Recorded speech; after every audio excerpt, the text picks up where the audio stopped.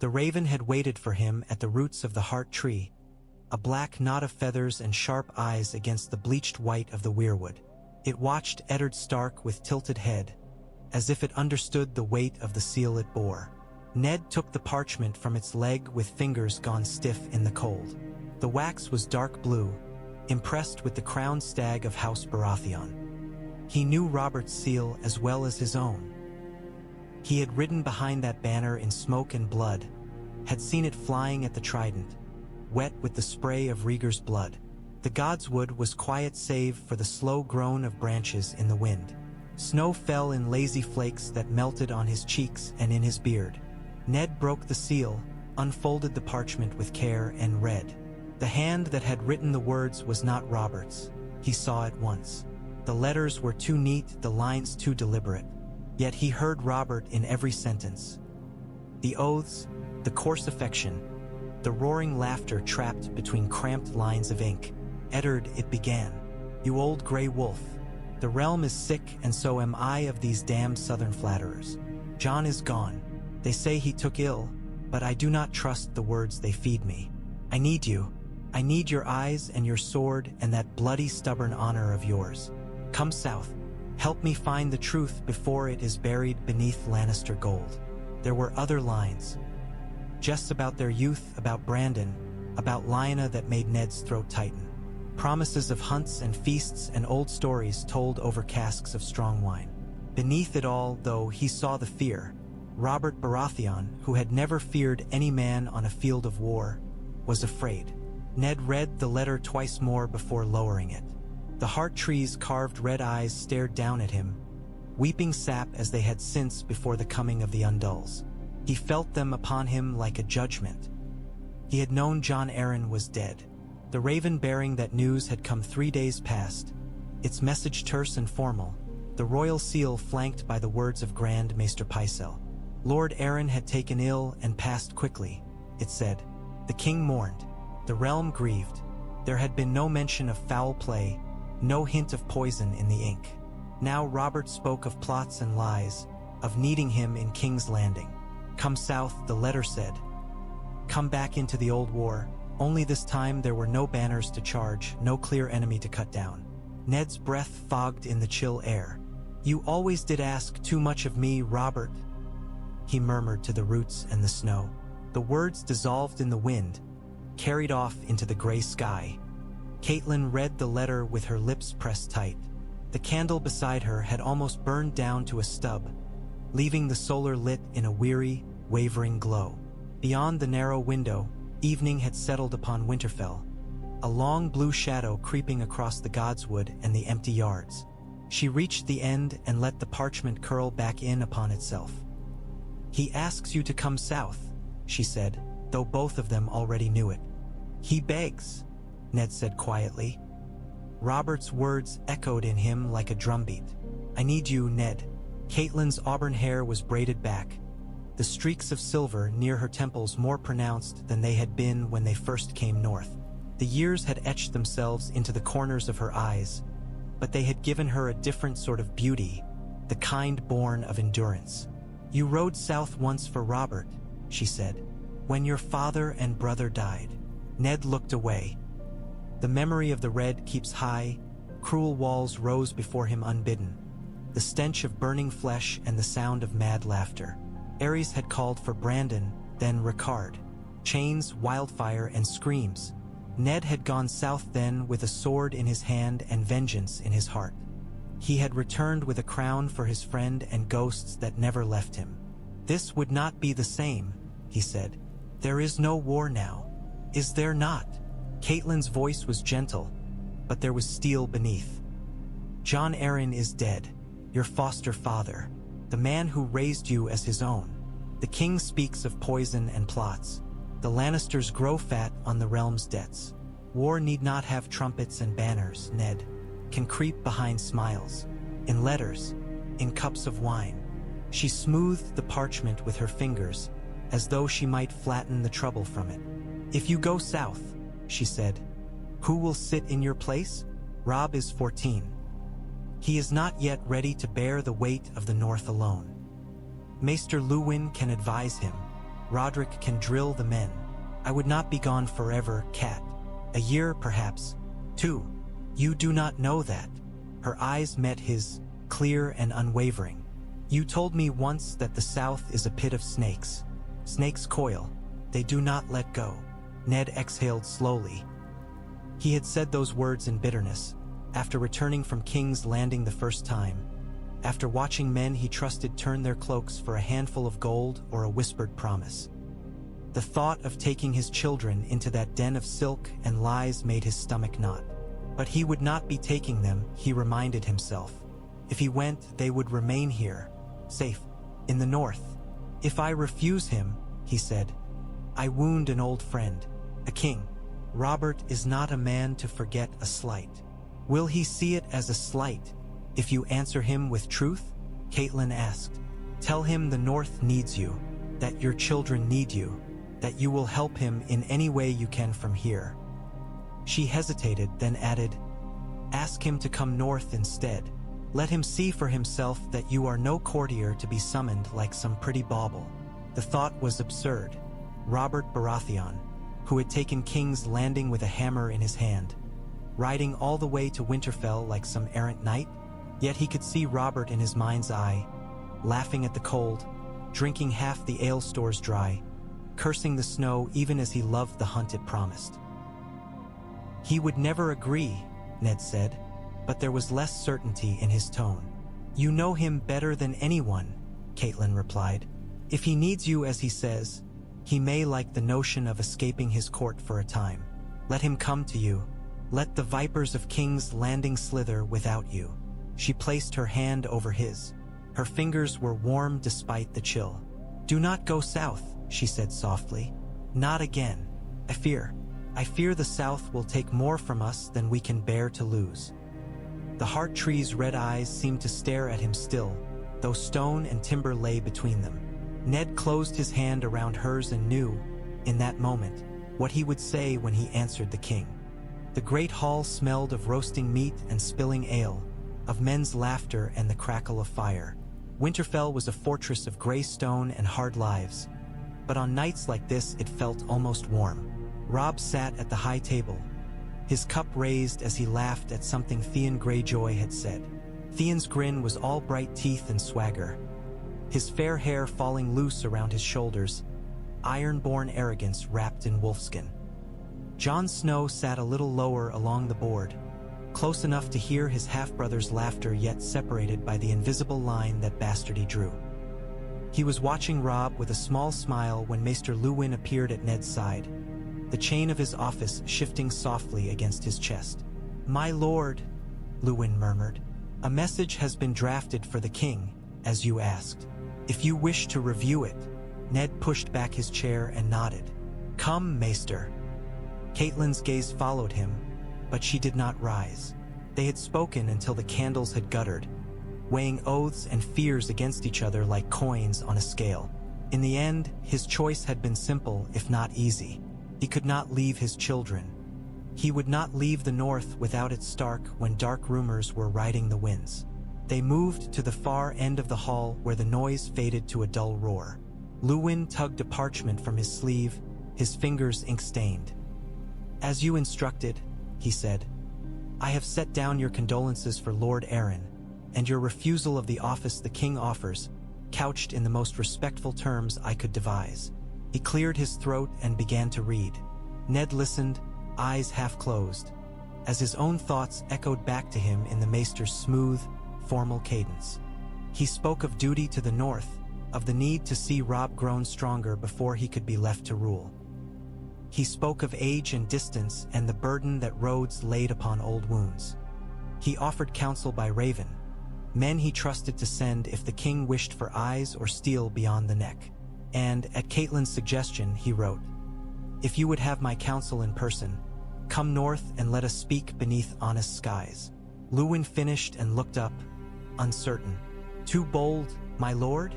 Ned thought of Robert's great booming laugh, of the way he had once clapped him on the shoulder hard enough to bruise. Bold enough for a king who once slept in the mud beside his men, he said. He will grumble and curse me for a stubborn wolf, but he will understand. His gaze strayed back to the high table. Robb leaned close to Theon as they shared some jest. Sansa sat beside them, speaking softly to Jane Poole, her face alight with some southern dream. Arya was nowhere to be seen.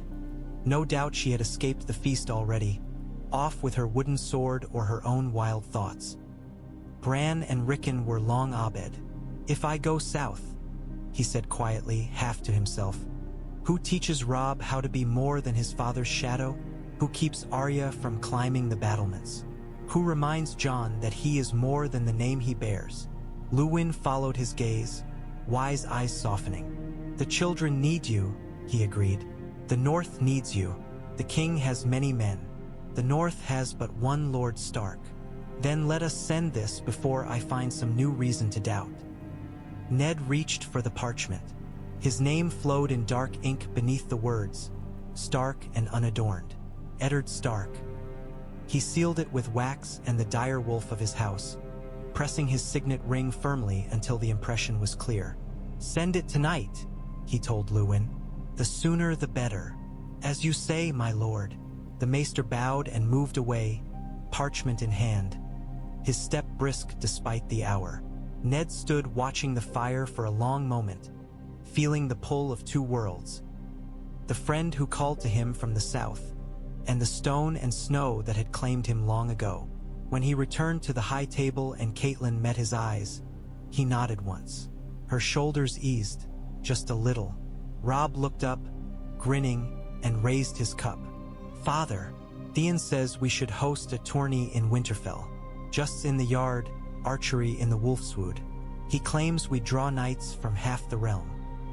"You will draw trouble from twice that," Ned said, but his mouth curved faintly at their disappointment. "The North is not a place for summer games."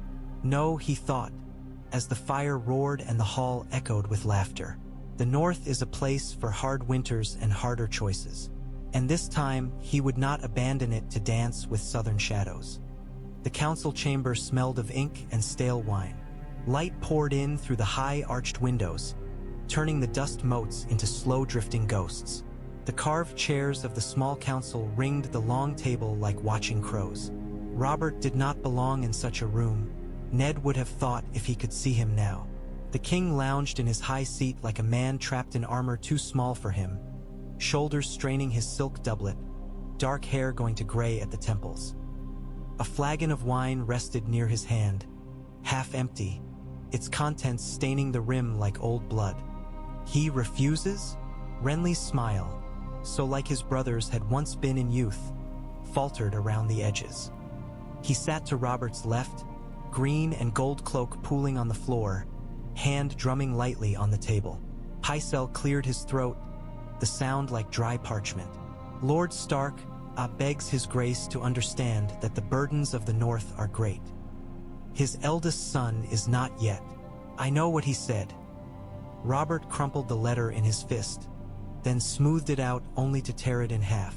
"I can read, even if you all forget it." Varys watched from the shadows, his hands folded soft and pale in his sleeves. "It is not refusal in anger, your grace," the eunuch said, his voice mild. "Lord Stark speaks of duty, of his son of the North. He offers his counsel and his men should you need them, and invites me north as if I were some hedge knight come to beg a stew from his fire." Robert growled, but the words lacked heat. He tossed the torn parchment onto the table. "Stubborn, honor-bound bastard. He has not changed." Peter Baelish plucked up one of the pieces as delicately as if it were a coin. His gray-green eyes flicked over the fine, neat script. "He invites you to Winterfell," he noted lightly. "The North remembers, they say. Perhaps the North remembers the sight of you as a young man with a hammer in your hand, riding under a banner of storms." Robert snorted. "The North remembers the man I was. They would not like the fat, wheezing king I have become." He lifted the flagon, then set it down without drinking. "Jon is dead," he said more quietly. "The one true friend I had in this viper's nest. And Ned will not come." Renly leaned forward. "There are others who could serve as hand, brother." "Stannis." Stannis is a sour-faced prig who loves the law more than he loves breath, Robert snapped. I would sooner name my hammer hand. Ser Jaime, Pycelle began, and Robert's laugh cut him off. The Kingslayer? A Lannister? Have you all gone mad? He glared at them one by one. No. If I name a Lannister hand, I might as well hand them the crown and be done with it. Littlefinger's smile sharpened almost imperceptibly. There are those, Your Grace, who would say the crown already leans upon Lannister gold. Robert's jaw bunched. Tywin's shadow lay over everything in this damned city. The debts, the whispered favors, the way Cersei's green eyes weighed him at every supper as though measuring how much he had dimmed from the man she had married. Bugger them all, he muttered. Ned is right to avoid it. This place stinks. Silence settled like dust. Varys spoke at last, smooth as oiled silk. Perhaps then Your Grace might consider another course. If the mountain will not come to the court might go to the mountain. Robert frowned. Speak plainly, eunuch. Lord Stark bids you visit Winterfell. You could go north under the guise of a royal progress. Show the realm you still remember the men who bled for your crown. Take the queen, the royal children. The hand's chain can sit empty for a season, so long as Your Graces will remains firm. And leave this pit of snakes behind me. The idea took shape as he spoke it, a gust of cold, clean air in his mind. He imagined snow under his boots again, the honest chill of the north in his lungs instead of this damp southern heat. Hunts in the Wolfswood, old stories with Ned by the fire, Jon Arryn's ghost watching over them from some peaceful hall. Cersei would hate it. The thought pleased him more than it should have. I will go, he said suddenly. I will ride north and drag that dour wolf out of his den and remind him what it means to drink and laugh and live. Renly's smile returned, brighter now. The people will love to see their king upon the roads again. Pycelle wheezed something about the cost of such a progress. Robert ignored him. Littlefinger's eyes narrowed, calculating new avenues of profit and influence as swiftly as others might tally coins. Only Varys remained unreadable. Robert snatched up the flagon and drank deep. Make ready, he said, wiping his mouth with the back of his hand. Tell the queen, tell the lords, the king is going hunting in the snow. The city sprawled beneath her, a tangle of red roofs and winding streets, the river gleaming dull in the late afternoon light. From up here, behind carved stone balustrades and silk curtains, King's Landing almost looked beautiful. Cersei Lannister did not bother to pretend it comforted her. They can barely feed the people now, she said, watching a thin column of smoke rise from Flea Bottom, and he wants to drag half the court north like some great traveling circus. Jaime lounged against the bedpost, his white cloak falling in smooth folds, more like a lover's garment than a knight's. He had removed his helm, his golden hair tousled, and was twisting one of his gauntlets idly between long fingers. You always did like the cold, he said. It suits you. Hard and beautiful and liable to cut a man if he isn't careful. She shot him a look over her shoulder. Do not be glib with me. This yes noyest. The words tasted sour. When Robert had come to her that morning, blustering and flushed with wine, announcing his decision to ride north to Winterfell, she had smiled as a queen must. Inside, she had felt the ground shift. Winterfell, the north, Eddard Stark. Perhaps he only wishes to show the realm he still remembers his old friends, Jaime offered. A king visiting his loyal vassals. There's nothing treasonous in that. Cersei moved back into the chamber, away from the sight of the city. He does not trust me, she said. He does not trust us. Jaime's mouth curved. He never did. Not truly. She ignored that. Ned Stark refused the handship. Robert will see insult in that, no matter what pretty words are written on the parchment.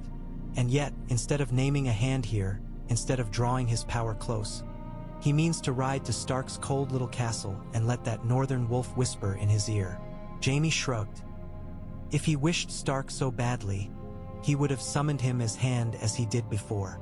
Perhaps this will amuse him for a season only. He tires quickly of most things. Not of hating us. Her fingers clenched in her skirts. Tywin's letters burned in her memory. Admonitions and commands written in that tight, uncompromising hand. The Lannisters had poured gold into Robert's wars and into his reign after, and what had it bought them? A drunken king who snarled at her, who took her for granted even as he squandered everything. "What do you fear?" Jaime asked, watching her with eyes that did not miss much. "That Stark will convince him to set you aside? To name some northern sow queen in your place?" She thought of Lioness Stark, the dead girl who had haunted Robert's dreams more than Cersei's living flesh ever had. There had been a time in the early years when she had been willing to forgive that. She had been young enough to think she might win him over, to make him forget graves and ghosts. That hope had withered quickly. "Stark is dangerous," she said. "Not because he schemes, but because he does not. Men trust that sort of foolish honor." "And what would you have me do?" Jaime's tone was light, but she saw the faint narrowing of his eyes. "Slay him in his sleep while he plays host? Run him through in the yard and call it an accident?" "If it comes to that," she said, "you will do what you must, what we must, for our children." At that, something hardened in him. For all his jests and lounging, Jaime Lannister was a sword edge honed around those three golden heads. Joffrey, Myrcella, Tommen. Their children, their unspoken secret, wrapped in silk and smiles. "Stark will see nothing," Jaime said at last. What could he prove even if he suspected? The realm loves its stories of honor, but it loves the power of the crown more. Cersei crossed to him, laying her palm on his chestplate where the Lion of Lannister was worked in gold. "Do not be so sure," she murmured. "Jon Arryn looked into something before he died. Now Robert rides north to his old friend with poison still on his tongue. The timing is too neat. I do not like neat things, Jaime. They snap shut." He caught her hand, lifting it to his lips. "Then we will make it messy if we have to." She let him kiss her fingers, thinking of snow and stone and the cold-eyed man who ruled them both. Let Robert play at being a young warrior again, she thought. Let him ride into the snows chasing ghosts and memories. If Winterfell turned Robert away from her, from their children, from the careful web she had woven, she would burn it all down, stone by stone, until the snow ran red. The clack of wooden swords rang sharp in the cold morning air. Robb came at Jon with his shield up and his weight forward, boots skidding faintly on packed snow. Jon parried, turned, and caught Robb on the shoulder with a quick strike that would have left a bruise if they had been wielding steel. "Enough," Ser Rodrik called, beard rimed with frost. "You lean too much on your right, Robb. If snow had been less kind, you'd be bleeding into the yard." Robb grimaced, breath misting. "Jon is never kind, Ser Rodrik." Jon grinned, sweat cooling on his brow. "You're slow, that's all." "Again," Rodrik ordered. "A lord must know how to fight when courtly words fail him." Beyond the ring of watching guards and retainers, Arya perched on a low section of the wall walk, legs swinging. Her cloak was askew and her hair had escaped its braid. She mimicked Rodrik's stance with a stick she had found, muttering blows under her breath. "That's not how a lady sits," Sansa said primly from beside Septa Mordane near the steps. She drew her furs closer, lips pursed in disapproval. "You look like a stable boy." "I'd rather be a stable boy than a stupid lady," Arya shot back, then flinched as the Septa chided her name sharply. The argument was cut short when a shadow passed overhead. They all looked up. A raven wheeled against the pale sky and dropped into a controlled glide, wings beating hard as it descended toward the rookery tower. Another, smaller shadow moved as well, Maester Luwin, appearing on the tower balcony just in time to receive the bird on his arm. Robb lowered his sword, chest rising and falling. "Another raven," he said. "That's the third in attendee." "Winter is coming," Jon said softly. "The ravens always know it first." Ser Rodrik snorted. "This will be some southern squabble only. The wall's ravens come with colder tidings than these polite little birds from the south." Yet Ned's face had grown more lined with each letter that came. The hall had murmured with the news of Robert's grief for Jon Arryn, with the strange tale of the Hand dying of a sudden sickness after years of service. Men spoke in low voices of old wars and new debts. The North listened, as it always did, from afar. The yard doors opened with a creak.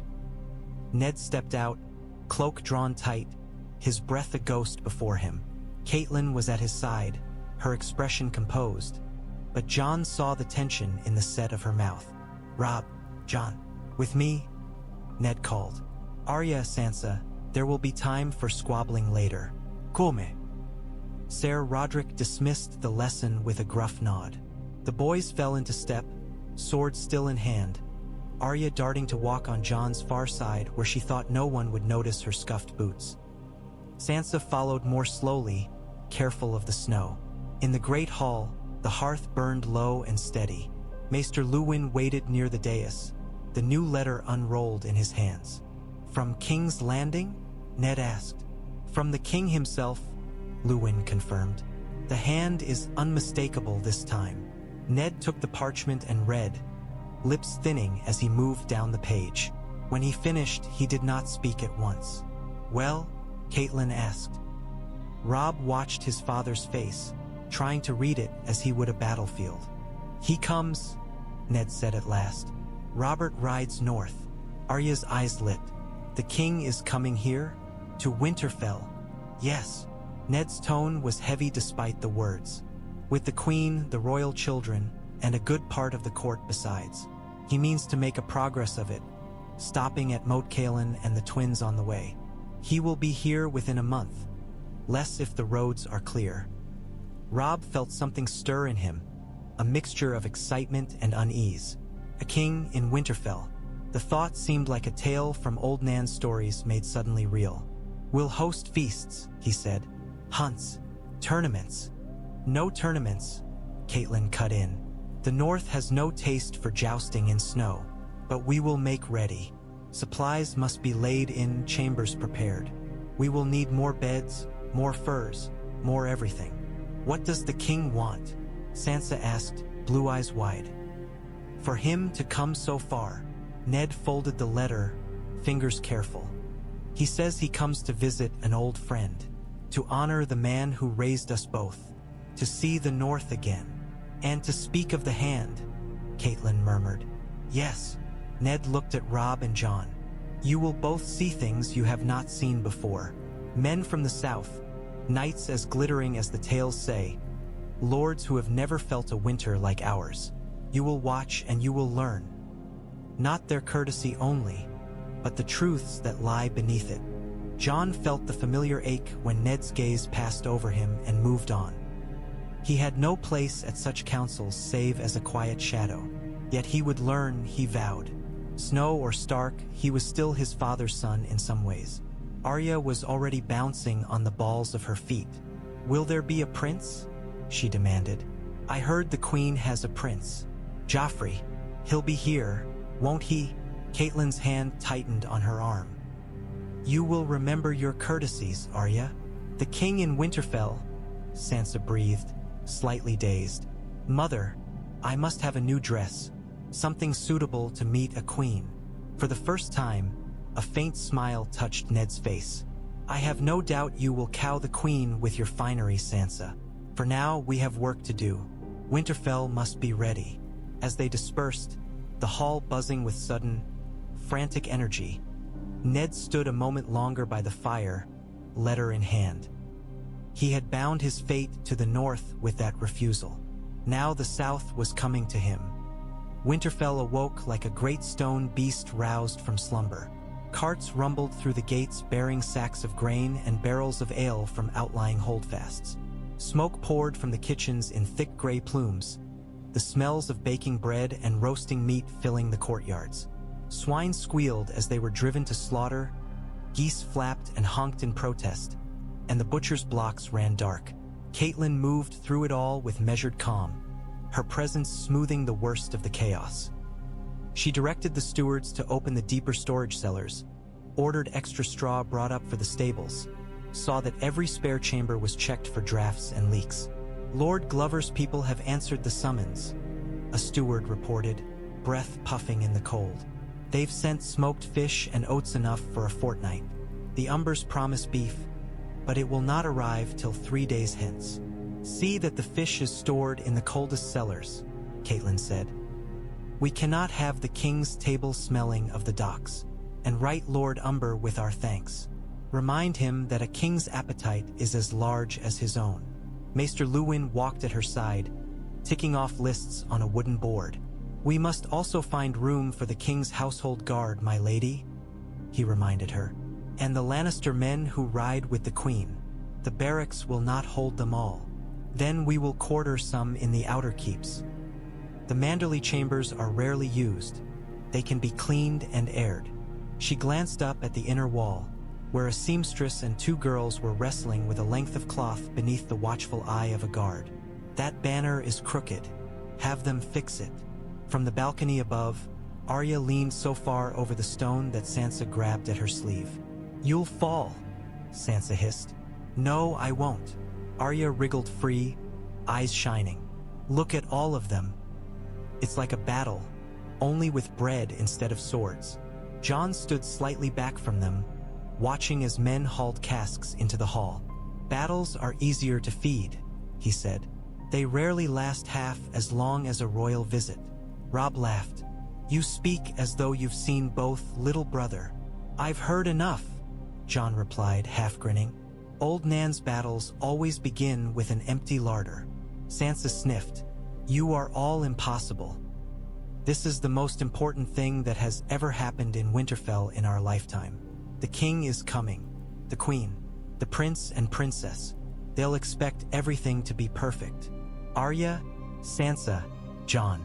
Ned's voice reached them, and they turned to see him climbing the steps, cloak trailing behind him. Theon and I ride out to meet the king's party when they cross our borders. Robb will remain here to see that the final preparations are made. Robb straightened, the weight of the words settling on his shoulders. Yes, father. You will sit in my place in the hall, Ned continued. You will greet the lesser lords who ride with the king as they arrive. Listen more than you speak. The North must not seem awed by southern pageantry. Robb nodded, throat tight, to sit in his father's seat, even for a little while. I won't shame you. Ned's hand brushed his shoulder, warm through the leather. You will do well. You are your mother's son where order is concerned, and mine where stubbornness is needed. To the south, then, Theon Greyjoy said as he joined them, gray eyes bright with excitement. At least as far as Moat Cailin. I've always wanted to see what all the fuss is about. I hear their roads are paved with shit and secrets. Mind your tongue, Ned said mildly. You ride with the Warden of the North, even if it is only as far as the neck. Theon bowed with exaggerated flourish. As you say, my lord. Jon watched them, an ache settling under his ribs. He wanted to ride out too, to see the king's banners first upon the horizon, to feel the wind in his hair and be part of whatever was coming. But bastards did not ride at the head of such parties. They lingered at the edges or stayed behind altogether. Ned seemed to sense his thought. For a heartbeat, their eyes met. There will be a place for you in the yard when they arrive, he said quietly. The king has little love for ceremony. He may find more comfort in sparring boys than bowing lords. Jon inclined his head. It was not what he wanted, but it was something. Below, the castle bustled. Above, the sky was a flat, endless gray. Somewhere between the two, duty paced on silent feet. The kingsroad narrowed as it wound into the neck, the air growing damp and chill. The marshlands crept close on either side, reeds and black pools lurking beneath low, heavy skies. The south fell away behind them with each clop of hooves. Robert rode at the head of the column, his black stallion snorting clouds into the cold. The king wore furs over his mail, but even so he cursed the creeping chill under his breath, more out of habit than true complaint.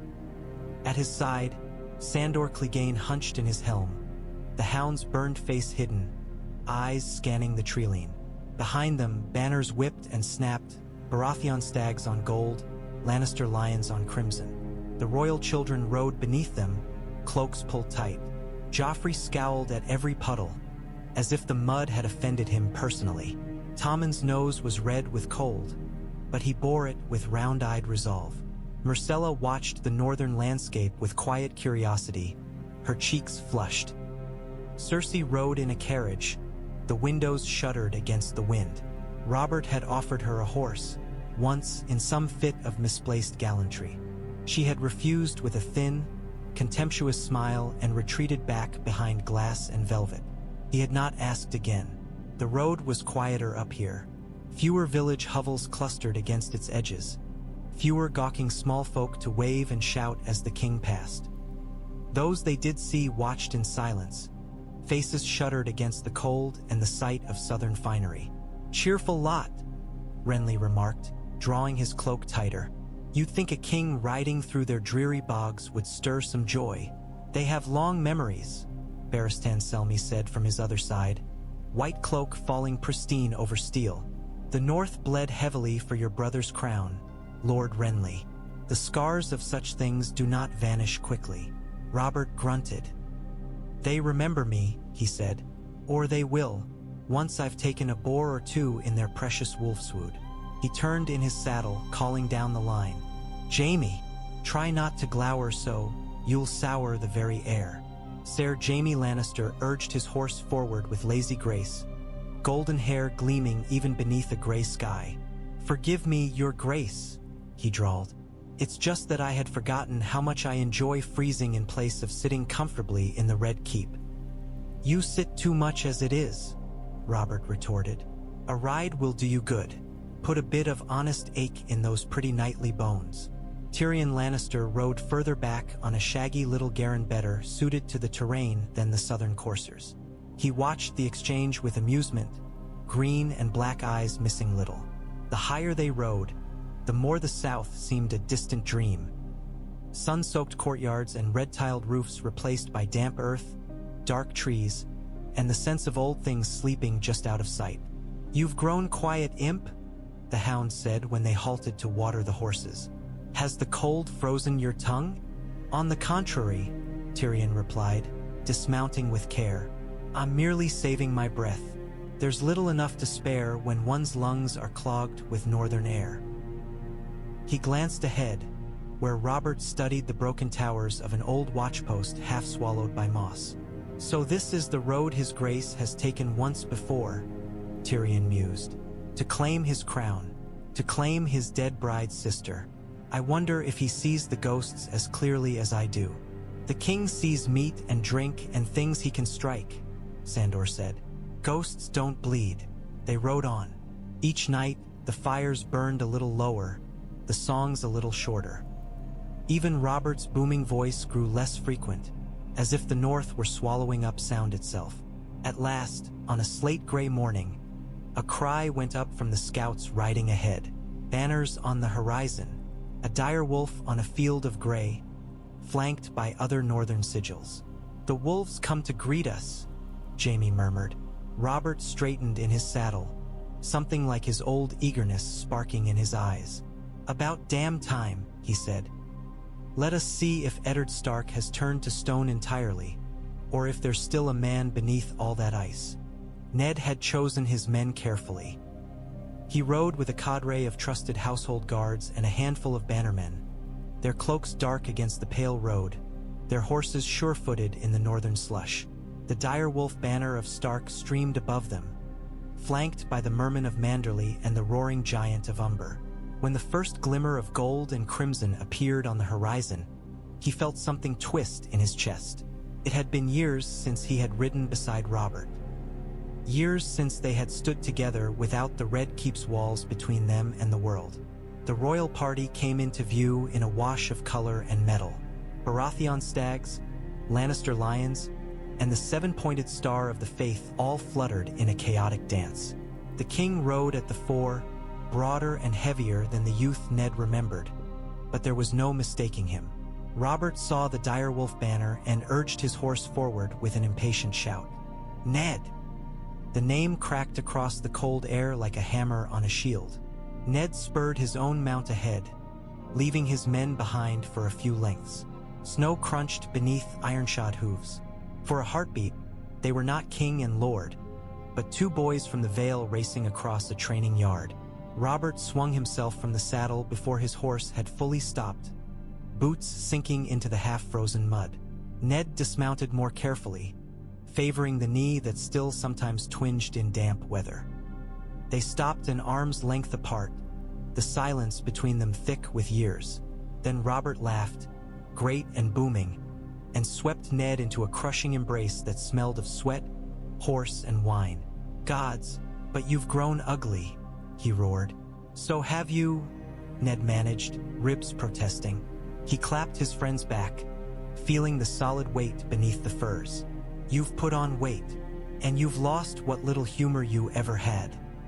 Robert stepped back, clapping hands to Ned's shoulders, looking him over with bright, searching eyes. "Eddard Stark," he said, softer, "still alive. I had begun to think the North had swallowed you whole."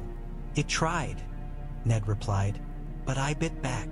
Robert threw his head back and laughed again. For a moment, Ned saw the young man who had stood knee-deep in ruby-stained water and laughed at death.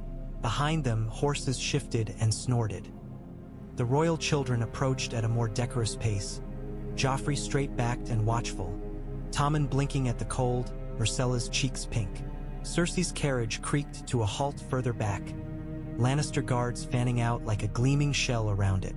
"You'll have to forgive the lack of flowers and silk carpets," Ned said dryly. "The North has more snow than roses." "I've had my fill of roses," Robert muttered, gaze flicking briefly to the carriage. "Give me pine and snow and the stink of honest sweat any day." Formality asserted itself then. Men bowed, cloaks dipped, titles were spoken. Ned greeted the queen with a measured incline of his head.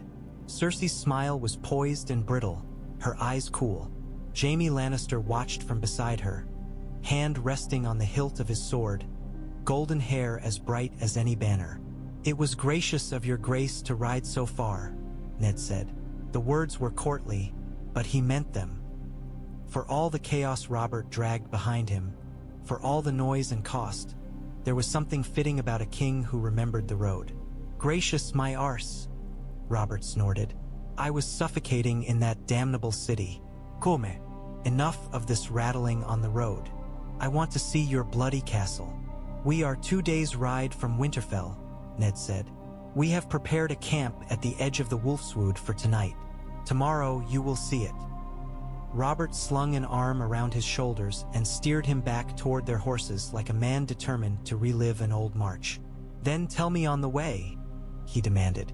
"Tell me of Brandon's son, and your girls, and that bastard of yours. Tell me how you've grown so gray while I was busy becoming handsome and charming." "You became fat," Ned said.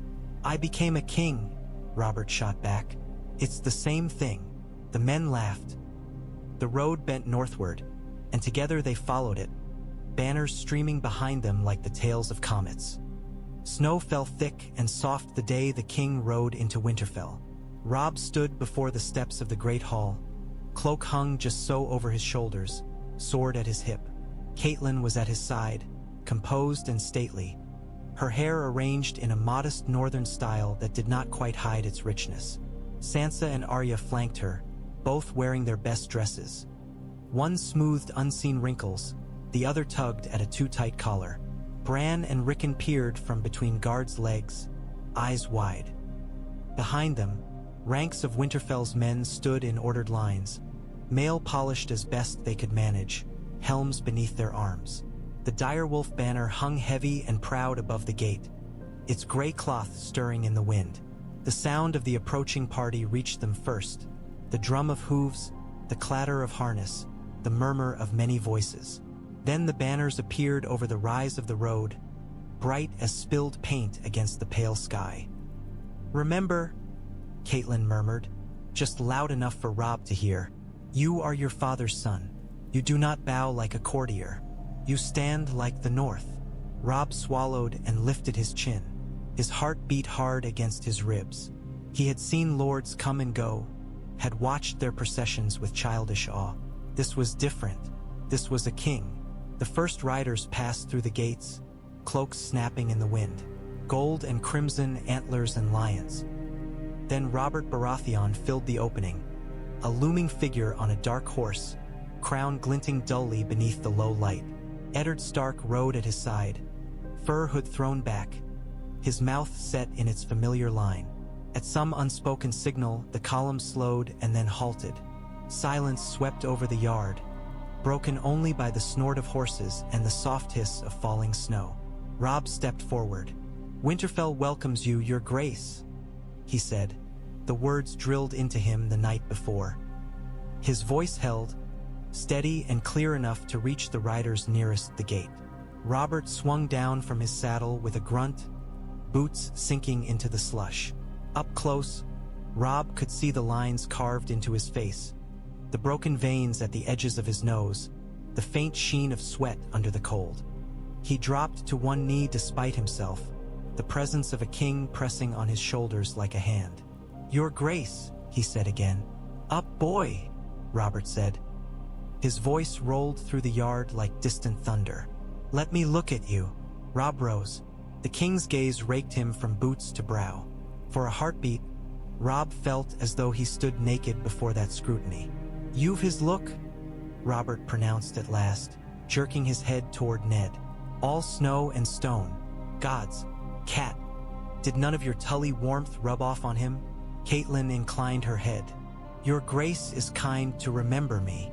Robert's expression softened, just for a moment. "How could I forget? I almost had you for myself once." "Times change," she said quietly. "Aye." He glanced at the girls. "And these are your daughters." He took Sansa's hand in his large, calloused one and kissed it with surprising gentleness. "You'll break a dozen hearts before you're done, girl. Your mother did before you." Sansa flushed, eyes shining.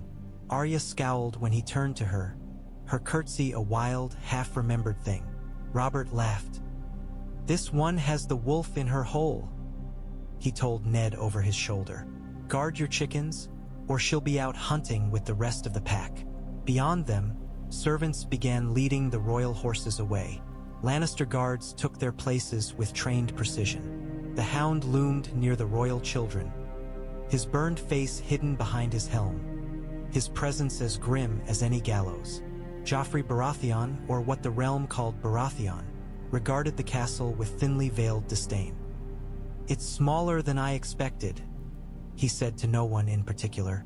"It is strong," Ned replied. "Stone and earth and old blood. It has stood 1,000 years and will stand 1,000 more." "That is our hope, at least," Maester Luwin murmured.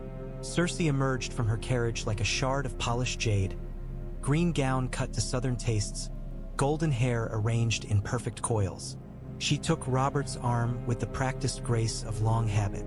"Winterfell," she said, as if tasting the word. "I trust the accommodations will be tolerable." "They'll be warm, if not gilded," Ned said. "My lady." She smiled, and it did not reach her eyes. The yard began to move again as grooms and servants descended upon the royal baggage, as courtiers gathered like bright-plumed birds seeking the warmest perches. The south spilled into the north in a riot of color and noise. Above it all, snow continued to fall, indifferent. Ned stood at Robert's side, watching his castle fill with strangers, with allies, with those who might yet prove enemies. The Godswood waited behind the hall, its heart tree-silent and watching. Once he had gone south and found only loss. Now the south had come to him, crown and all, and the game that had swallowed Jon Arryn's life was unfolding upon the cold stones of his home. The air in the crypts was colder than the yard above, a deep, dry chill that tasted of stone and time. Their footsteps echoed, soft and hollow, as they descended the steps side by side. Ned's torch cast a wavering orange glow along the carved faces of the kings of winter, shadows dancing in the hollows of their eyes. Robert's breath misted in front of him, each exhale a little heavier than the last. "I had forgotten how far down your damned dead go," he muttered. "It's like walking into the belly of the world." "The dead should not lie shallow," Ned said. "They've earned their rest. They've earned nothing but dust." Yet Robert's tone lacked its usual bite. "Here, Beneath the weight of centuries, even a king's bluster seemed subdued. They passed Brandon and Rickard. Robert's gaze lingered on the older brother's statue, the stone greatsword across his knees. "Brandon should have been Lord of Winterfell," he said quietly. "I should have ridden to war with him at my side. Not alone." "You were not alone," Ned replied. "You had Jon. You had me." Robert grunted, as if the acknowledgement sat ill with him, and moved on. Lioness' alcove waited at the far end of the lower level, half swallowed by shadow. The statue's face was young and grave, hair carved in long waves behind her shoulders. The sculptor had tried to catch something of her wildness, but the stone could not hold her laughter in it, nor the way she had ridden like the wind across the hills of the north. Winter roses had been carved at her feet, their petals frozen in bloom forever. Robert stopped before her as he always did, the torchlight licking over his features. For a moment all the lines of age and indulgence fell away, leaving only the boy Ned remembered. The one who had sworn to kill Rhaegar Targaryen 100 times over for stealing his betrothed. "Lyanna," Robert said, barely above a whisper. "Gods, Lya, you should have been my queen." Ned said nothing. The old lie sat between them like another stone effigy. In the silence, the things unsaid pressed at him. Rhaegar's quiet voice, the Tower of Joy, the blood on the bed and a babe at her breast. "Promise me, Ned. She should not be down here," Robert went on. "She should be above in the sunlight, with children, grandchildren." His mouth twisted. "Instead I have those." He did not name them, but Ned heard the word like a curse. Those, the golden-haired children Cersei had given him. The prince who carried the crown's weight in his own arrogance. The little girl who had smiled so shyly when presented. The chunky boy with sticky hands. "They are yours," Ned said, because that was the role he had taken upon himself. To anchor Robert's storms with the weight of fact. "Are they?" Robert's laugh was rough. "They look more Lannister with every year. Joffrey has Cersei's temper. The girl, she is kinder, I think. Tommen." He shook his head, dismissing the thought. "They are mine by law. That is enough." The words stuck like bones in his throat. Jon's face rose in his mind. The same dark hair, the same eyes as his own reflected back at him. Another child who bore the weight of lies. "This is why we came down here?" Ned asked, because he could not wade into that mire without drowning. "No," Robert tore his gaze from Lyanna's stone face with visible effort. "I came to speak of Jon Arryn where the walls don't have ears carved into them." Ned listened. "Jon was not the sort to die of a sudden cough," Robert said. "He was hale when I left him. Then I go on a damned hunt, and when I return he is dead." Pycelle stammers something about a fever. Varys looks mournful. Cersei's eyes are dry, and your foster father lies still and cold. Ned's hand tightened on the torch. "You think he was killed? I think I would be a fool not to consider it." Robert's eyes were dark in the firelight. He was asking questions, Ned, about the lineages of the great houses.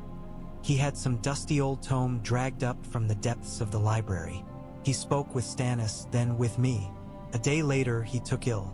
A fortnight and he was gone. "Lineages," Ned repeated. In the depths of his memory, scraps stirred. Robert and Jon, arguing over a table, a book lying open between them. Black hair, black of Baratheon. "Seed is strong." "I was too angry to listen," Robert admitted. "I thought he was fretting over some trifle." Stannis took it more seriously.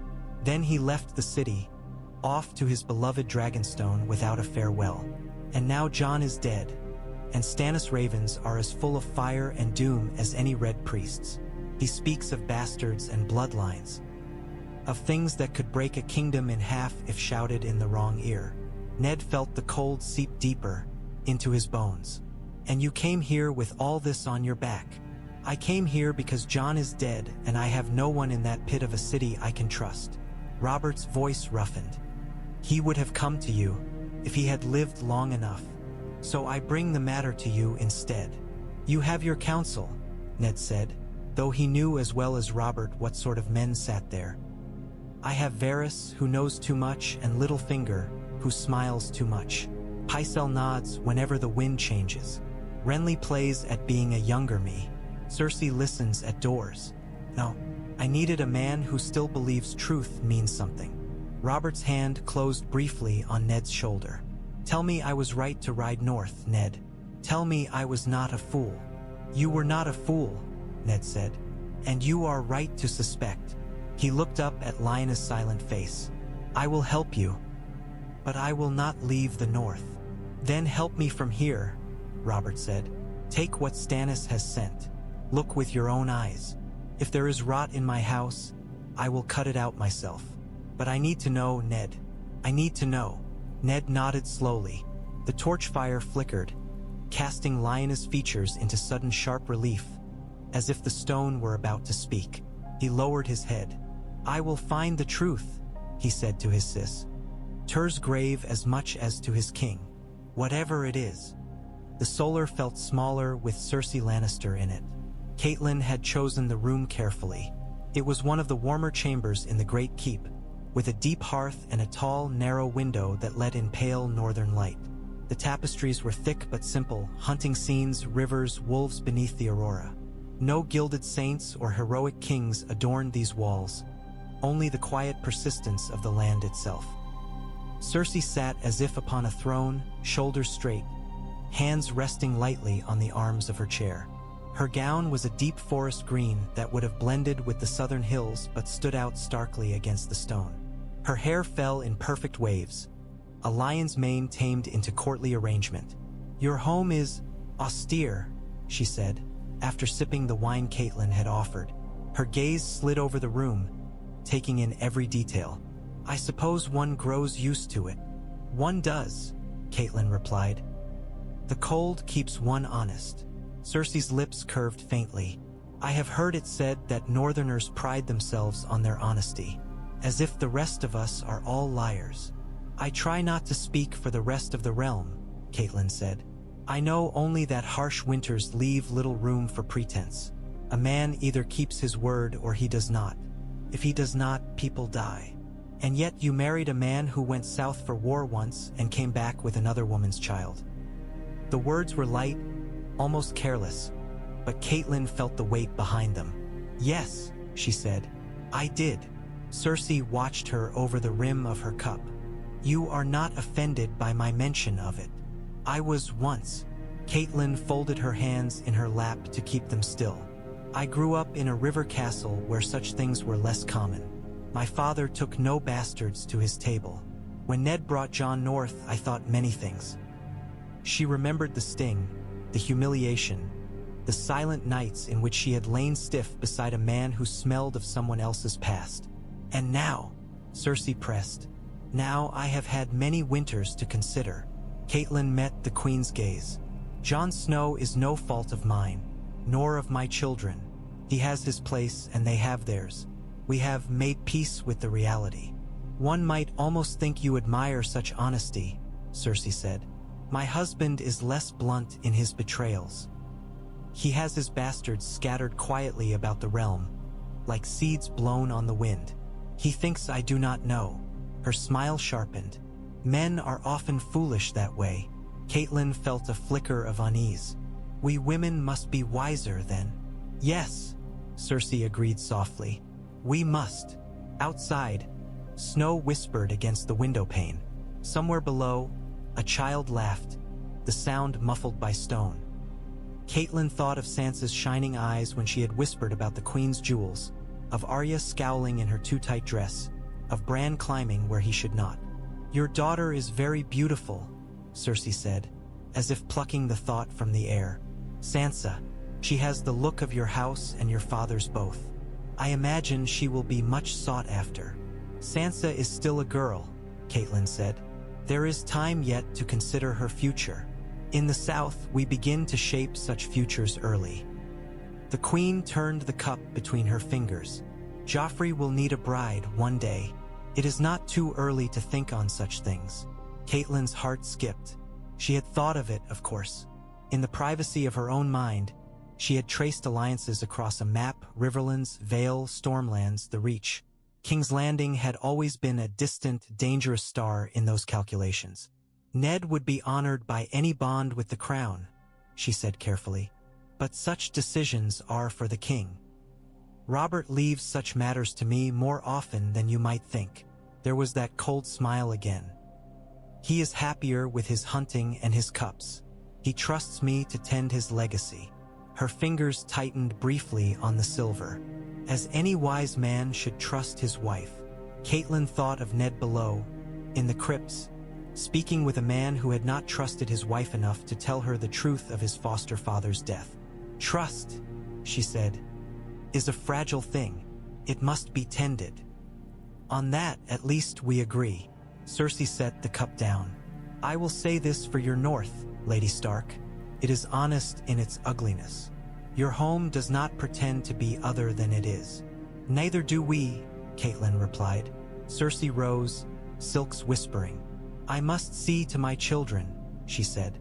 King's Landing has its dangers, but this place... Her eyes flicked briefly to the window, where snow pressed like a hand against the glass. This place has teeth as well. I would not see them bitten. I would not allow it, Catelyn said. The queen inclined her head in a gesture that was almost respect. I wonder, she murmured, and swept from the room like a green flame, leaving the air colder in her wake. The night air tasted of iron and smoke. Jon stood on the inner wall, gloved hands resting on cold stone, watching his breath curl away into the darkness. Below, the courtyard flickered with torchlight as grooms finished settling the last of the royal horses. Somewhere beyond sight, the kennels muttered with low growls and an occasional sharp bark. Ghost sat at Jon's feet, white fur faintly luminous in the gloom, eyes glinting red whenever the light caught them. You do know it's warmer inside, a dry voice remarked behind him. They even light fires in honor of this frightful northern winter. Jon turned. Tyrion Lannister stood at the top of the stair, wrapped in a heavy fur cloak that dragged along the stones. The dwarf's nose was red from the cold, but his eyes were bright and amused. I like the cold, Jon said. You like the solitude, Tyrion corrected, and the wall is a convenient place to find it. He hobbled over, leaning lightly on the parapet beside Jon. I hope you don't mind the intrusion. It's a long walk up the stairs for someone you call an intrusion, Jon replied before he could stop himself. Tyrion's mouth quirked. The bastard bites. Good. I was afraid this place had dulled everyone's wits. He looked down at Ghost. And this must be yours. The others are attached to your brothers and sisters, if I've kept my wolves straight. Jon nodded. His name is Ghost. Appropriate. You move through the castle much the same way. Tyrion studied him with that unsettling Lannister focus. Tell me, Snow, do you always haunt the edges of your own home? Or is this a special display for visiting royalty? Jon looked back out into the night. This isn't my home, he said. Not truly. Oh, Tyrion leaned his chin in one gloved hand. Then whose is it? Rob's, my father's, the Starks. The words came easily. He had carried them for years. I'm only a bastard, Tyrion supplied. Yes, we've established that. An inconvenient truth in a very old castle. Ghost flicked an ear, as if irritated by the conversation. I thought you'd be with the king, Jon said, partly to deflect. Drinking, laughing. I have watched my dear brother and the king drink and laugh for many years, Tyrion replied. They have not grown more entertaining with repetition, and the queen's company is limited in its pleasures. I find I prefer the company of honest stone and disgruntled boys tonight. You don't seem honest, Jon said, then flushed. You mean I seem like a liar? Tyrion's smile sharpened. I am many things, Snow.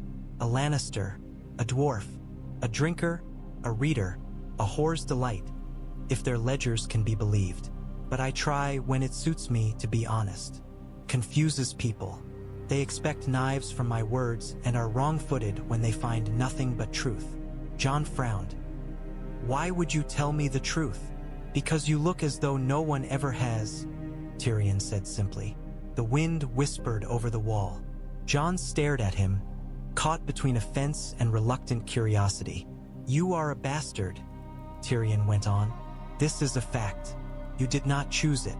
The world will make you pay for it regardless. Some men will sneer. Some women will pity. Some lords will forget your name unless they need your sword. I know what I am, Jon said. You don't have to remind me. Oh, I think you do need reminding, Tyrion said. Not of the word, but of what it means. You are outside the game, Snow. That can be a curse, but it can also be a freedom. You can see things others cannot. You can move where they cannot. You have less to lose. He tilted his head. That makes you dangerous if you choose to be. I don't want to be dangerous, Jon said, though he was not entirely certain it was true. Then be useful, Tyrion suggested. Your father is a man besieged by duties. Your king is a man besieged by liars. A bastard with a clear I could serve them both, if he cared to. Jon blinked. Why are you telling me this? Because I am going to the wall soon, Tyrion said, almost offhand. Your brother Bran. He hesitated only a heartbeat, and used to a Bran who still climbed freely instead of lying shattered. Is not broken as he is in so many of my sister's worst imaginings. He climbs like a squirrel. He asked me 1,000 questions about the far north. I find I've a mind to see it for myself. The wall. Jon's heart leapt. You're going to the Night's Watch? I am going to drink with the Night's Watch, Tyrion corrected. And piss off the top of the world, just to say I have. His expression sobered. And to see what stirs in the dark there. Not all your northern tales are tales, I think. Jon thought of old Nan's stories, of white shadows moving through the trees, of blue eyes in the dark. There are things in the north older than any king, he said.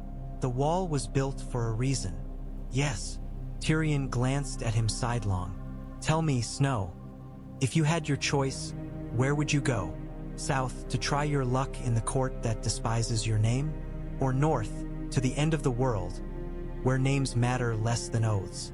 Jon thought of the great hall filled with bright southern silk and sharper southern tongues.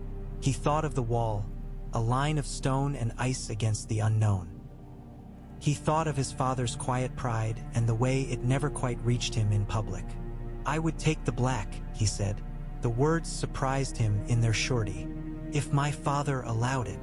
Ah, Tyrion nodded, as if he had been waiting to hear it. Then perhaps you will follow one day. His gaze drifted toward the great keep. And before you do, perhaps you will watch, with those bastards' eyes of yours. Jon frowned. Watch what? The way wolves and lions circle a fat, careless stag, Tyrion said, and decide when the time comes where your teeth should be. Ghost rose, hackles bristling briefly as if he sensed something in the dark. Jon laid a hand on his head, feeling the steady pulse beneath the F. You are, and looked out over Winterfell once more. The castle felt different tonight, somehow, as if the stones were listening. Ned's solar had become a council room. The heavy oaken table was nearly lost beneath the tangle of maps, letters, and ledgers strewn across it. Candles clustered at its center, their wax pooling in pale rivers, illuminating the careful script of Maester Luwin's hands and the rougher scrawl of southern scribes. Robert sat at the table's head, one leg stretched out, a cup of ale in hand. His crown lay discarded beside the lineage book, as if he could not bear its weight while delving into such things. The antlered circlet caught the candlelight dully. Wyman Manderly's bulk filled a chair near the fire, his white beard twitching as he perused a list of dock tallies. Galbart Glover leaned over his shoulder, calloused finger tracing numbers with a soldier's impatience. Great Jon Umber could not be contained by a chair at all. He paced at the room's edge, hands flexing as if he would rather grip an axe than a parchment.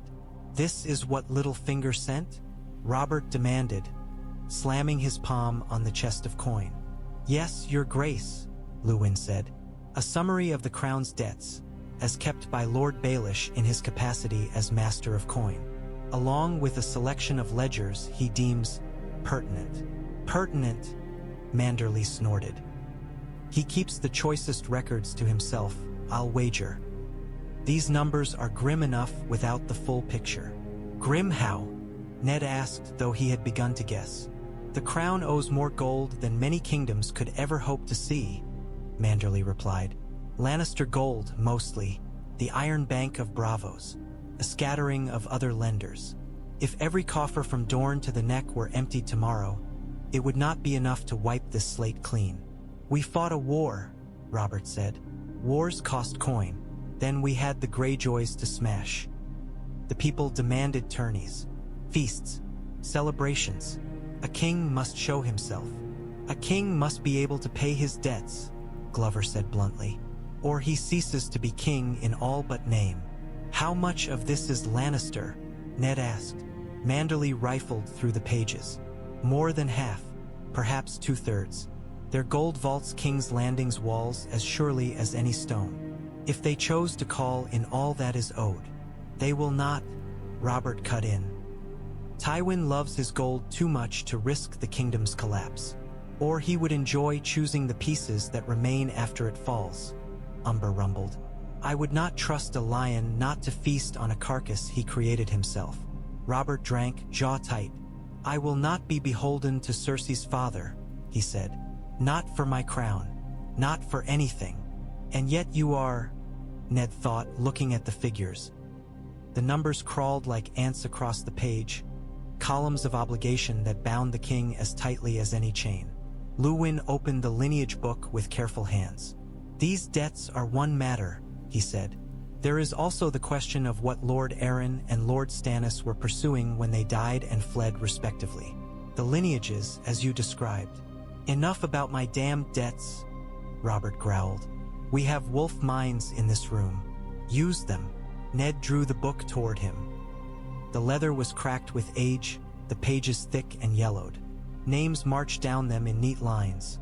Lords and ladies, sons and daughters, their traits noted in brief phrases. Black of hair, green eyes, tall, thin, brown curls. You said Jon was looking at your line, Ned said. The Baratheons.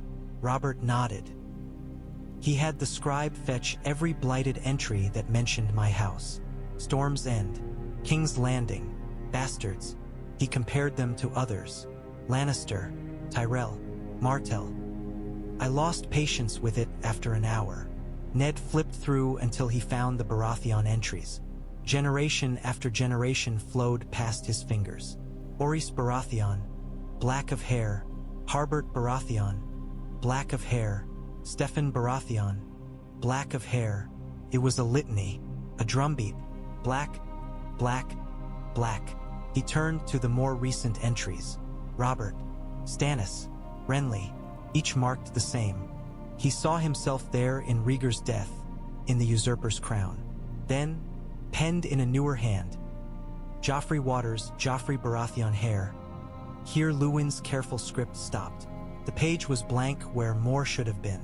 The entry is incomplete, Ned said, because I was prevented from completing it, Luwin admitted. When I sent to King's Landing for this book at your request, I asked for the most recent editions as well. The scribe at the Royal Library obeyed, but it seems someone in the Red Keep took an interest before it left. Who? Robert demanded. The seal on the packet bore the hand sigil, and the royal one, Luwin said. But there was a second break in the wax when it reached me, a crack that did not match the others. I suspect the Queen's men opened it and removed pages. Robert swore, a vicious string of curses that would have made a Sellsword blush. Still, Ned said slowly, we have enough to see the pattern. Your house breeds true. Black of hair, time and again, even when wedded to fairer lines. Seed is strong, Robert said bitterly. Jon said that. He made a jest of it at first. Then he stopped laughing. Ned thought of Joffrey's bright gold curls, of Myrcella's soft-spun hair, of Tommen's pale moppish head. And yet your children look like their mother, Robert finished, his hand clenched around the cup hard enough to whiten the knuckles. Is that a crime now? Must my sons all be black-headed louts like me to be mine? No, Ned said, but it is enough to raise questions. Combined with pages removed, with a hand who died soon after beginning this work. Enough, Robert snapped, then drew a slow breath. No, not enough. Not yet. I will not name my wife whore and my children false on the strength of ink and ghosts. No one asks that of you, Ned said. But if there is a lie at the heart of your line, better we uncover it here quietly than have it revealed in the streets of King's Landing. Robert stared into his ale. For a heartbeat, Ned thought the king might hurl the cup against the wall. Instead, he set it down very carefully. Find me the truth, he said, and if it be a hard one, I will decide what must be done. The tower room smelled of old dust and mice. Its stones were colder than the corridors below, the air damp and still. Cersei hated it on sight. It's a wretched place for a meeting, she said, shivering despite her cloak. Jaime leaned against the wall, arms crossed, the candlelight etching his features in gold and shadow. You refused the hall, the yard, the solar, and my chamber, he reminded her. That left the Godswood or this, and you don't like trees. I don't like this castle, she corrected. It feels like a tomb. His mouth twisted. You should visit the crypts, then. That's where he took the king. She knew what he meant without naming the dead girl. What did they speak of? I wasn't invited. Jaime's tone was edged. The king wanted to talk of ghosts and honor with his old friend. I am only good for killing kings and amusing queens, remember? Do not sulk, Cersei snapped. You had ears, didn't you? Not as many as the spider, he said, but enough. They talked of Jon Arryn, of the lineages, of Stannis ravings. Robert suspects something, Cersei. He suspects us.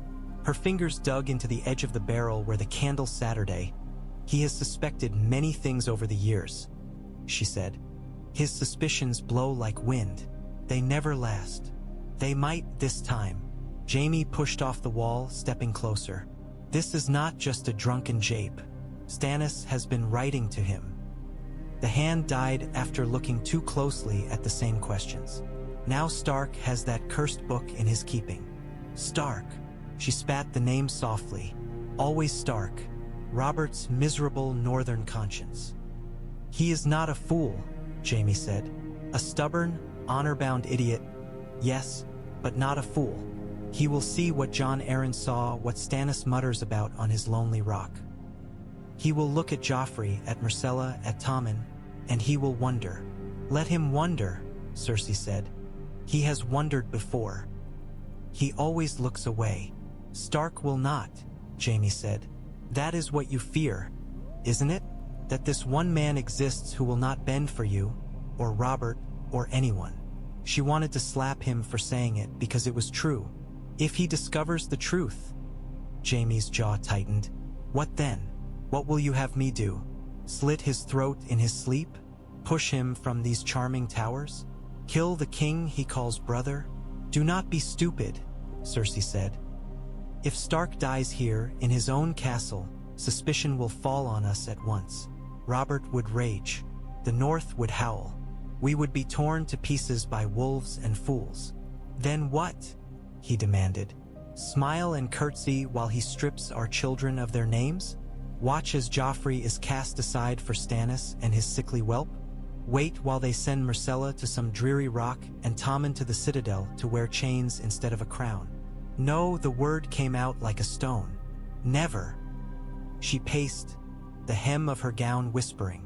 We must know how far Stark has gone, what he has seen, what letters he receives. If we cannot stop him from seeking, we must at least know what he finds. And how do you propose to do that? Jaime asked. His wife watches you like a hawk. His sons train with steel. His bastard skulks in the shadows with a wolf at his heels.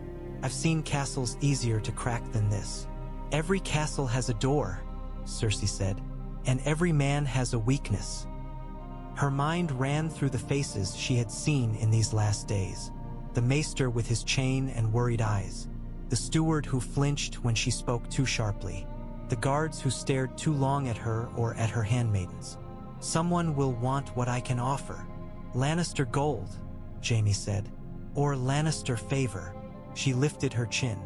I will not have my children's future decided in some freezing northern hall by men who sneer at me for being a woman. If Stark digs up truths, then so shall we. And if it comes to knives in the dark, she met his gaze. You have always been very good with knives. He reached out, fingers brushing her cheek. You would ask that of me, he said quietly. Even now, I would ask anything, she said, to keep them safe. For a moment, Jaime's eyes softened. The candle sputtered, making the shadows jump. Then let us pray, he said, with the cynicism of a man who believed in no gods. That Stark's honor chokes him before we must make such choices. Bran knew he was not supposed to climb when there were guests in the castle. His mother had said it 3 times in the last 2 days. Jon had said it twice, half laughing, half serious. Even Robb had warned him that wandering high along the walls while the king's men tramped below would earn him more than a sharp word. But the castle called to him. It always had. The walls and roofs and towers were as much his domain as the yard was Robb's, as the kitchens were old Nan's, as the Godswood was father's. And there were new paths now, new guards to avoid, new secrets. He moved along the outer wall with the easy grace of practice, fingers finding holds in the rough stone, boots planting where he knew the mortar held firm. Wind tugged at his hair, cold and clean. Below, the yard was a patchwork of torchlight and shadow, the king's bright-clad courtiers cutting through the darker shapes of Stark men. He aimed for a familiar narrow window that looked into one of the unused tower rooms. It had once held spare furs and broken chairs, a place old Nan had told him was haunted by the ghost of a cook who'd burned the bread. Bran liked to peer in sometimes, imagining pale shapes drifting among the cobwebs. Tonight, light leaked through the gap. Not much, just a thin golden thread. Someone had lit a candle in the old room. Curious, he pressed closer, fingers scrabbling for purchase. He drew himself up until he could put his eye to the crack, breath held. The room was not empty. He saw only slivers at first, a flicker of green silk, a glint of gold hair, 2 figures standing close, a candle between them on an old barrel. Their voices came in muffled snatches through the stone. Cannot allow, find out. Book, Jon Arryn. Children. Bran strained to hear, heart pounding with the thrill of it. His fingers, numbed by cold, slipped for a moment, but he caught himself, pressing his cheek against the rough stone. He saw the woman's face then, the queen. Her eyes were sharper than they had been in the hall, her mouth a hard line. She had looked like a story's queen then, all beauty and grace. Now she looked like a knife. The man beside her had a white cloak slung over his shoulders, a king's guard. The golden one Sansa had whispered about, the one old Nan muttered curses at when she thought no one heard. Stark will not stop, the queen said, her voice more distinct as Bran shifted. He will dig until he finds bones. We must know what he uncovers. We must be ready. If he uncovers anything at all, the knight said, it might be better to let him choke on vagaries and half-truths than feed him more. Bran did not understand the words completely, but he felt the tension in them. Like bowstrings drawn too tight, wind gusted, making the wall shudder faintly under his palms. His fingers slipped again. This time his nails scraped uselessly at the stone before he found a new hold. Inside, the queen's head turned sharply toward the window. Bran froze. For a heartbeat, he was certain her gaze met his through the narrow slit. The candle flame flickered, stretching her shadow long. Then Jaime Lannister stepped between her and the window. We should not linger, he said. These northern walls have ears. The queen's lip curled. Let them listen, she said. They will hear nothing but their own doom, if they are not careful. They moved further into the room, out of Bran's line of sight. He clung to the wall, heart thudding, until their voices faded. When he began to climb down, his fingers felt clumsy. The stone seemed less sure beneath him. The wind howled like something alive. They wouldn't hurt father, he told himself. They were the king's people. They were guests. But when he reached the ground and Ghost appeared from the shadows to butt his head against Bran's hand, the boy's first instinct was to bury his fingers deep in the direwolf's fur, as if something cold and creeping inside him could be chased away by the warmth.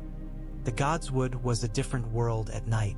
Snow muffled sound, turning the crunch of boots into a soft, steady hush. The pool before the heart tree was a dark mirror, rimmed with ice, reflecting the pale trunk and bloody leaves like a ghostly double. The carved face in the bark seemed more alive in the torchlight, its eyes deeper, its mouth more sorrowful. Ned had chosen this place because it was sacred. Because if there were truths best spoken only before gods, he would rather say them here than in any stone room. Maester Luwin shivered at his side, drawing his cloak tighter.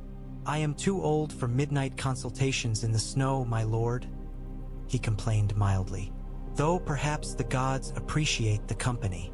"Perhaps they do," Ned said. "But it is not them I need tonight. It is you and that damned book." Luwin balanced the heavy volume on a flat stone near the weirwood's roots. The torches flickered, making the ink seem to crawl. Names and traits stretched out like a great tangled net. "You see the pattern," Ned said. "I see many patterns," Luwin replied. "Hair, eye color, height, temperament.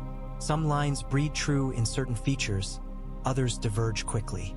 Yet for House Baratheon, the consistency is remarkable." "Black of hair," Ned said, "over and over, even when mixed with flaxen and chestnut and every shade between." "Yes." Luwin turned a page. "There are entries for acknowledged bastards as well, all marked the same, black-haired, dark-eyed, or some variation thereof. And the queen's hair is gold," Ned murmured. "Like her father's, like her brother's, like their father before them." "Yes." Luwin hesitated. "You have seen the royal children, my lord." "I have," Ned said. He could see them even now in his mind's eye. Joffrey with his cruel little smirk, Myrcella's uncertain smile, Tommen's innocent bewilderment. All golden, all bright. "They resemble the queen strongly," Luwin said cautiously. "They resemble the queen entirely," Ned snapped, then caught himself. He drew a breath of cold air, letting it sear the inside of his chest. "There is not a trace of Robert in them that I can see. Not in face, nor hair, nor manner. Sometimes a trait will skip a generation," Luwin offered. "Or two. Sometimes," Ned agreed. "But combined with Jon Arryn's questions, with Stannis' letters, with missing pages, with other whispers." He thought of Bran's uneasy tale, reluctantly offered by the fire. A queen and a white knight in a hidden room, speaking of books and doom. It is enough to make a man look twice. Luwin's breath misted. "If what Lord Stannis implies is true." "If it is," Ned said, "then the realm sits upon a lie, a dangerous one. Robert's wrath would be terrible," Luwin finished for him. "For the queen, for the children, for the Lannisters, for anyone he deemed complicit. For us," Ned added quietly, "Winterfell would not be untouched, not if the North is seen to have known and remained silent, or if the queen decides to strike before Robert can." Luwin's chain clinked faintly as he shifted. "What will you do, my lord?" Ned looked up at the heart tree. The red sap glistened in the carved grooves, like fresh blood. His father had prayed here, his brother. Their bones lay in the crypts beneath, watching with stone eyes. "I will not act on suspicion alone," he said. "I need more than ink and missing pages. I need something solid. Witnesses. Proof." "And if such proof cannot be found?" Luwin asked. "If the truth remains hidden behind walls only the queen can breach? Then we wait," Ned said. "We watch. We gather what we can and we keep it safe. If the queen moves against Robert, or if Robert's suspicions turn toward madness, we must be ready to temper the fire." "Temper a king's fury?" Luwin sounded doubtful. "Even the old kings of winter could not command dragons, my lord." "Robert is no dragon," Ned said. He is a man, a good man once, though the crown has weighed him down. If I can reach him before he does something he cannot undo, perhaps we can find a path that does not drown the realm in blood." "And the Lannisters?" Luwin asked. Ned's hand strayed to the pommel of his sword. "We guard our own," he said. "If they strike at us, at my children, then we answer as wolves do." The wind sighed through the branches. A red leaf drifted down, landing on the open page. Black of hair, the script beneath it red, half obscured. Ned plucked the leaf away and closed the book. "Send a raven to Dragonstone," he said. "Tell Lord Stannis that I have received his concerns and am investigating. Tell him nothing more. And send another to Robert's spymaster, Varys. Ask for any word he has of Jon Arryn's last days that did not reach the small council." Luwin blinked. "You would deal with the spider? If there is one man in the Seven Kingdoms who knows how Jon Arryn breathed his last, it is Varys." Ned's mouth thinned. "I do not trust him, but I cannot afford to ignore him." Luwin bowed his head. "As you command, my lord." When the maester had gone, Ned remained beneath the heart tree, listening to the snowfall and the distant murmur of the castle. The gods did not answer. They never did. But the act of asking steadied him all the same. He rested his hand against the weirwood's smooth bark. "If there is a right path through this," he said quietly, "show it to me, for Robert's sake, for my children's, for the realm's." Only the wind replied, cold and wordless. The hall had never been so bright. Torches blazed in every iron sconce, their flames throwing wild shadows over the tapestries. Braziers burned along the walls, filling the air with the mingled scents of wood smoke, roasting meat, and spiced wine. Laughter crashed against the stone ceiling and came back louder. King Robert sat in the seat of honor, his chair drawn slightly forward from the high table as if he could not bear even symbolic restraint. A boar's carcass lay before him, its hide crisped and cracked, its flesh steaming. He carved great chunks from its flank with a knife better suited for battle than for dining, grease shiny on his beard and hands. "This," he roared, "this is meat, not those prancing little birds they serve in King's Landing, stuffed with herbs and pretension." Northern lords laughed. Southern courtiers tittered nervously. Lord Manderly ate as heartily as the king, if with slightly better table manners. Great John Umber had already broken 2 benches by pounding on them for emphasis. Sansa watched it all with wide eyes, hands folded neatly in her lap, trying to reconcile the tales of gallant King Robert with the red-faced, roaring man before her. Robb sat to Ned's right, shoulders squared, doing his best to mirror his father's composure. Joffrey sat further down, among the royal party, his goblet held delicately between long fingers, his expression twisted in distaste. "How can you stand it?" He muttered to Sandor Clegane at his back, not as quietly as he thought. "The stench, the noise. These people are savages. They're no worse than the ones in King's Landing," the hound said, his deep voice carrying. "They just smell of snow instead of shit." A few nearby northerners snorted. Joffrey flushed, glaring. His gaze flicked to Robb, who was leaning in to hear something Theon Greyjoy was saying. The Greyjoy boy smirked, gesturing with a bone. "Who is that?" Joffrey demanded, loud enough this time that several heads turned. "Robb Stark," Sansa said quickly, leaning forward despite herself. "The heir to Winterfell. My brother."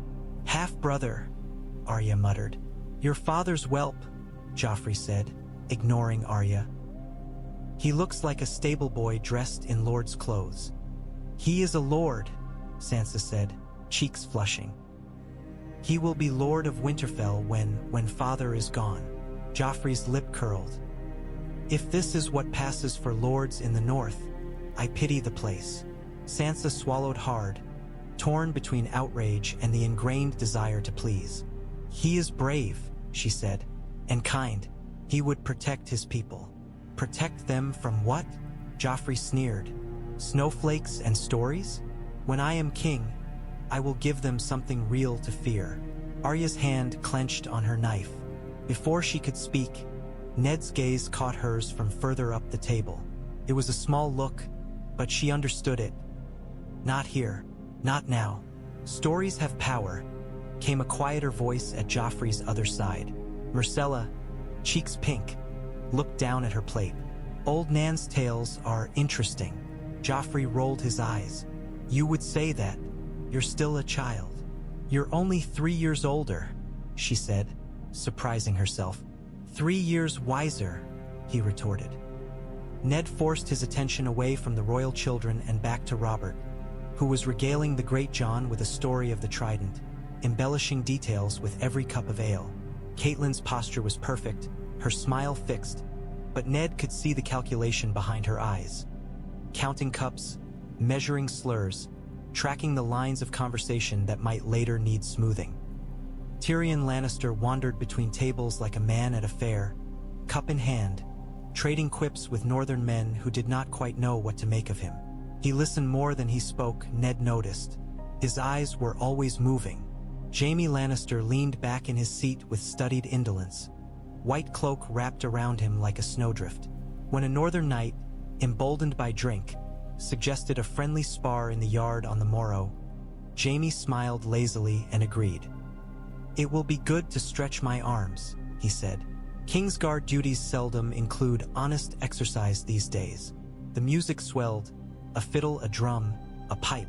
Men and women rose to dance in the cleared space before the hearth, boots pounding a rough but enthusiastic rhythm.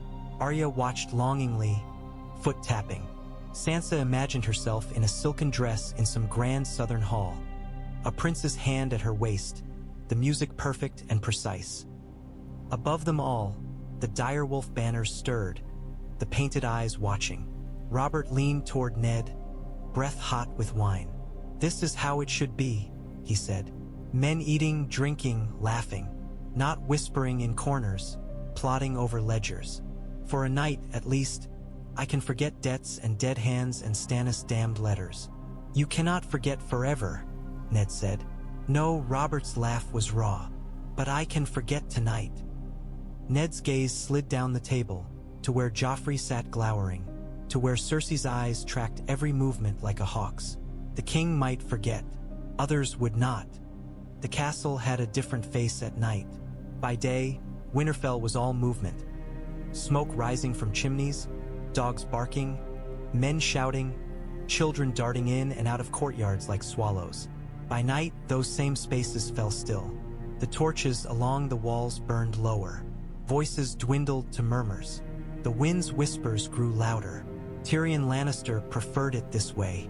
There was more to see when people thought themselves unobserved. He walked with care along the packed snow of the inner yard, his boots leaving small, distinct prints. His breath steamed in the cold, but the wine in his blood kept him from shivering. Overhead, a raven watched from a roof peak, feathers fluffed against the chill. Direwolf carvings crouched at intervals along the walls and staircases, their stone muzzles dusted with frost. Their eyes seemed to follow him as he moved. You are a morbid lot, he told them. But then, I suppose one must cultivate an air of dread when one lives so close to the edge of the world. The wolves did not answer. He walked on. He had watched the feast with interest. Robert's boisterous joy, Ned Stark's reserved vigilance, Cersei's careful smiles, the boy prince's petty cruelties, the girl's shining hopes, the way the Northmen measured their southern guests, weighing their worth like cuts of meat. There was a tension in the air that had nothing to do with weather. Threads pulled taut, just waiting for a clumsy hand to pluck them. He paused near a postern gate that led toward the inner wall walk. The door was closed, but not barred. Voices drifted faintly from the other side. 2 guards, discussing the hunt planned for the morrow. Boars in the wolfswood, stags, perhaps a bear. Robert should not hunt in this landscape, Tyrion murmured. He will see ghosts. He thought of Jon Arryn, of pages turned, of questions asked and never answered. A shadow moved at the edge of his vision. Ghost. The white direwolf padded along the courtyard's edge, head low, sniffing at the tracks. His fur glowed faintly in the darkness, as if he carried his own light. "Your master's bastard owner is an interesting boy," Tyrion told the wolf. "He listens. That is a rare trait in a young man." He smiled to himself. Perhaps too rare in this castle as a whole. Everyone is so full of what they think they know that they've left little room for what they don't. Ghost regarded him briefly, then trotted on, uninterested in his musings. Tyrion tilted his head back, studying the sky. Clouds hid the stars. Snow threatened again. He thought of the wall, that enormous folly of ice and stone men had piled up against the North's mysteries. He thought of the letter he had glimpsed in Maester Luwin's hand earlier, a fragment with Stannis tight script visible before the Maester had tucked it away. He thought of Cersei's smile when she spoke to Lady Stark, a smile sharp enough to cut. "So many pieces," he said softly. "So many games. In King's Landing, such games were the air every man breathed. Here they tasted of snow and iron, but they were no less deadly." He made his way toward the guest tower. As he walked, he mentally composed a letter to be sent south, not to his father, but to a certain master of whispers. Varys would want to know how the North received the royal visit. Tyrion would want to hear how the South received the king's absence. Knowledge was coin. He had precious little gold of his own, after all. He would hoard what wealth he could. At the tower door he paused, looking back once. For a moment, he imagined he saw eyes gleaming along the walls that were not human. Watching, waiting, then a gust of wind blew snow into his face, and the vision was gone. "Winterfell," he murmured, "may you be cold enough to preserve us all, and not so cold that you kill us first." Dawn came slowly to the Godswood, a seep of gray into black. Ned knelt at the base of the heart tree, the snow dampening his knees, the weirwood's roots pressing against his shins beneath the crust. His hands rested loosely on the pommel of his sword, the great blade of Valyrian steel standing upright in the snow like a thin shard of night. The air was so still he could hear the faint drip of water where the hot springs bled through the earth, warming the roots of the trees. A faint mist hung low over the ground, curling around trunks and stones like a living thing. He had not slept. The feast had roared on after he left, but his thoughts had been too loud for wine to drown. Images tumbled through his mind, Robert's laughter and sudden, haunted silences, Cersei's watchful gaze, Joffrey's sneer, Tyrion's sharp, amused eyes, Bran's pale face as he whispered of the queen in the tower. Most of all, the ink of the lineage book swam behind his closed lids. Black of hair, black of hair, black of hair. He spoke softly, words steaming in the cold. "I have faced spears and swords," he said. "I have ridden into battle with no certain hope of victory. Those things I understood. This," he gestured vaguely, encompassing the unseen castle, the South that had come to roost in it. "This I do not. Poison in cups, lies in beds, children who may or may not be what they are said to be." The carved face watched him, unmoving. The red eyes seemed to bleed. "In the South," he went on, "they play at such games as if they were sport. They clap when a clever lie succeeds. They cheer when a man with quick tongue and no honor weaves himself into a position of power. I have no talent for such things. I have no liking for them. Yet here they are in my hall under my roof eating my food." His hand tightened on the sword. "Under my protection." He thought of Robb, sitting in his father's chair with his shoulders straight, trying to be a man before his time. Of Sansa, dreaming of queens and songs. Of Arya, scowling at silk and longing for steel. Of Bran, thinner from too much climbing and not enough sleep. Of Rickon, who barely understood why the castle suddenly smelled of strange perfumes. "What would you have me do?" he asked the tree, and the ghosts of his own kin who might be listening. Expose a queen and risk a war that could tear the realm apart? Or hold my tongue and let a lie sit the Iron Throne, poisoning the line for another generation? He did not expect an answer. He received none. But as the first pale light touched the topmost branches, turning the red leaves to embers, he felt a slight easing in his chest. The problem had not changed. The choices had not grown kinder, but the act of kneeling, of naming the weight, made it marginally easier to bear. Footsteps crunched in the snow behind him. He did not turn. Only one person walked that carefully, trying not to disturb, and still managing to sound like a boy attempting stealth. "Robb," he said. His eldest came around the trunk, cloak drawn close, cheeks flushed with cold. "Father," he said, "the king is asking for you. He speaks of hunting in the Wolfswood today." "Of course he does." Ned rose, the movement slow but sure. His knee twinged in protest. He cleaned the snow from Ice's blade with a practiced motion and slid it back into the scabbard. Robb studied him, brow furrowing. "You look tired." "I am," Ned said, "but I will manage." Robb hesitated. "Is something wrong? Beyond all of this?" He gestured toward the castle, where faint sounds of waking life drifted, voices, clanging pots, a distant laugh. "Many things are wrong," Ned said, and surprised himself with the honesty. "But they are not all ours to mend. Our task is to keep our family, and the North, as safe as we can while the rest of the realm runs mad." Robb squared his shoulders. "Tell me what to do." "Watch," Ned said. "Listen. Learn who bends and who breaks. Treat the king with honor, and his household with courtesy, but let none of them forget that they are guests in a Stark hall." He paused. "And keep an eye on your sisters, and your brothers, especially Bran. He climbs too much." Robb smiled faintly.